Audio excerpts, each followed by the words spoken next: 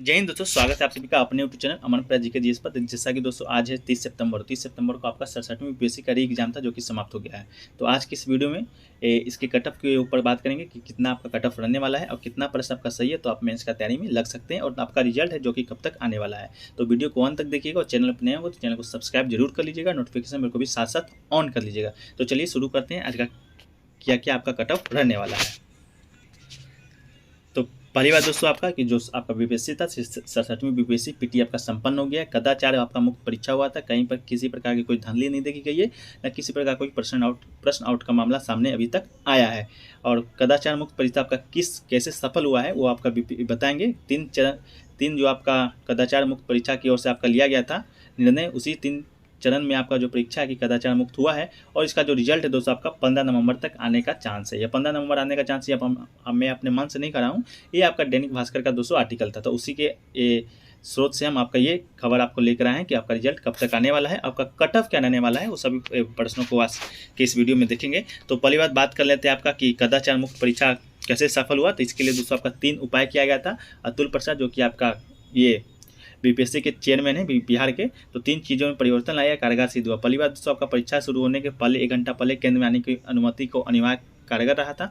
पहले आप देखे होंगे कि जब परीक्षा शुरू होता था 12 बजे, तो 12:05 तक भी आप आते थे तो आपको एंट्री दे दिया जाता था। लेकिन इस बार दोस्तों आपका 11 बजे तक एंट्री दिया गया, 11:01 भी हो गया होगा तो आपको एंट्री नहीं दिया गया होगा। इसके बाद दोस्तों प्रश्न पत्र है जो कि सील और स्मार्ट लॉक होकर सीधे जिले में पहुंचा था। इसके बाद वायरल होने की जो संख्या थी वो बिल्कुल खत्म हो गई थी। इसके बाद जो पेपर का सिल्वर लिफाफा होगा क्लासरूम में छात्रों के सामने खुला था, और परीक्षा खत्म होने के बाद ही छात्रों के सामने OMR शीट लिफाफे में बंद हुआ था। आप देख भी सकते होंगे जब आपका प्रश्न आया होगा तो आप लोगों से किसी में से साइन कराया होगा तो वो प्रश्न आपका सामने खुला था। और सभी परीक्षा केंद्र पर दोस्तों आपका जाइमर लगाया गया था, तो प्रश्न आप किसी को माध्यम से व्हाट्सएप से भेज भी नहीं सकते। हालांकि मोबाइल ले जाना ही नहीं था, अगर मोबाइल कारणवश ले भी गए होंगे तो आप प्रश्न को भेज भी नहीं सकते थे, जैमर लगा हुआ था। तो इसका जो परिणाम है आपका सही निकला है, कहीं भी किसी प्रकार का कोई आपका नहीं निकला है कि प्रश्न आउट हुआ था।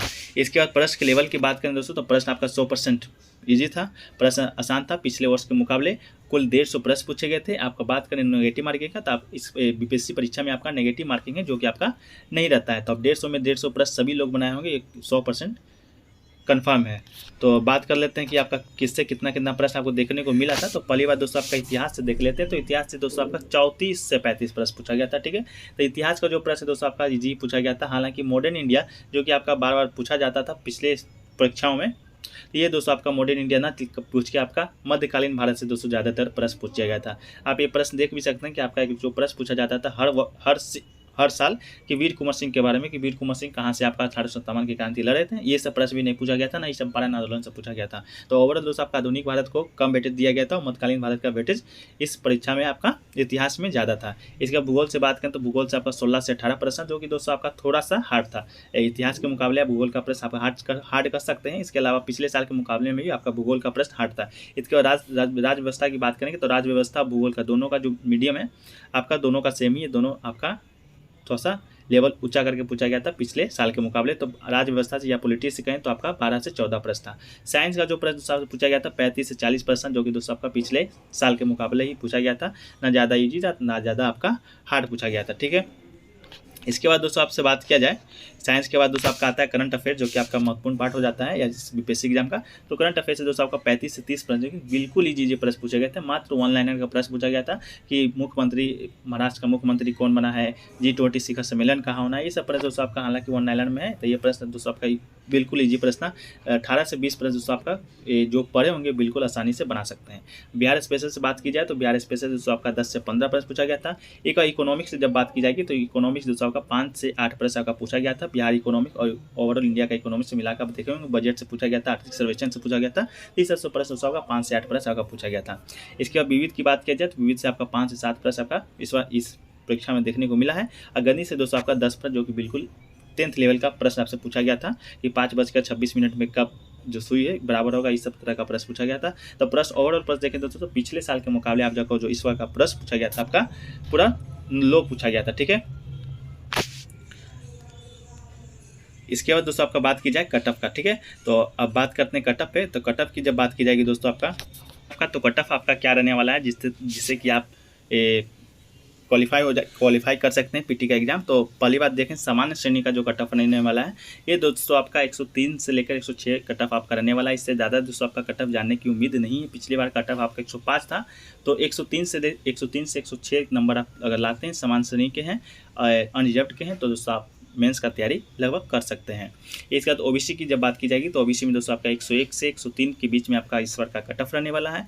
ये दोस्तों आपका अनुसूचित जनजाति की जब बात की जाएगी, अनुसूचित जाति का जो कट ऑफ है आपका 93 से 95 रहने वाला है। ये दोस्तों कट ऑफ मैं अपने मन से नहीं बता रहा हूँ, ये आपका दैनिक भास्कर का आर्टिकल से ये स्रोत उठाया गया है, जो कि दोस्तों आपका विभिन्न विद्यार्थियों के माध्यम से और जो बड़े बड़े टीचर होते हैं उन सबके का लिया गया है। इसके बाद अनुसूचित जनजाति की जब बात की जाएगी तो उसका कट ऑफ दोस्तों आपका 95 से 98 रहने वाला है। और EWS आर्थिक आधार पर जो आरक्षण दिया जाता है उसका जो कट ऑफ है आपका 100 से 102 रहने वाला है। और ओवरऑल पूरे महिलाओं की बात करें तो ये आपका देख रहे हैं, सिर्फ पुरुष का कट ऑफ की बात की गई थी। जब ओवरऑल पूरे महिलाओं की जब बात की जाएगी दोस्तों, तो पूरी महिलाओं का जो कट ऑफ रहने वाला है आपका 95 से 98 के बीच ही रहने वाला है। चाहे वो कोई महिला हो, चाहे आप सामान्य श्रेणी के हो, ओबीसी की हो, अनुसूचित जनजाति की हो, जाति की हो, तो आपका कट ऑफ है जो कि 95 से 98 रहने वाला है। तो इतना अगर आपके नंबर आ रहा है अभी, तो दोस्तों अभी कैसे आ रहा होगा, अभी तो आप आंसर नहीं मिलाए होंगे, तो आंसर मिला के अपना का जो नंबर है आपका कमेंट सेक्शन में बताइएगा।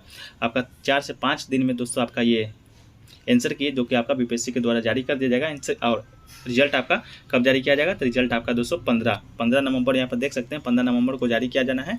इसके अलावा दोस्तों बात की मेंस का एग्जाम कब होगा, तो मेंस का एग्जाम दोस्तों आपका दिसंबर में प्रस्तावित है। ये आपका अतुल प्रसाद जो कि बीपीएससी के चेयरमैन है, उनके द्वारा ये न्यूज़ दिया गया है। इसका 68वीं बीपीएससी की जब बात की जाएगी तो 68वीं बीपीएससी का एग्जाम दोस्तों आपका 8 जनवरी को आपका प्रस्तावित है। हालांकि ये डेट आपका आगे पीछे हो सकता है, ठीक है। तो दोस्तों अपना कमेंट सेक्शन में नंबर बताइएगा कितना आपका सही हो रहा है। तो दोस्तों वीडियो को अभी यहीं समाप्त करते हैं। कैसा लगा वीडियो, अच्छा लगा तो वीडियो को लाइक कीजिएगा और दोस्तों में अधिक से अधिक शेयर भी कीजिएगा, ठीक है।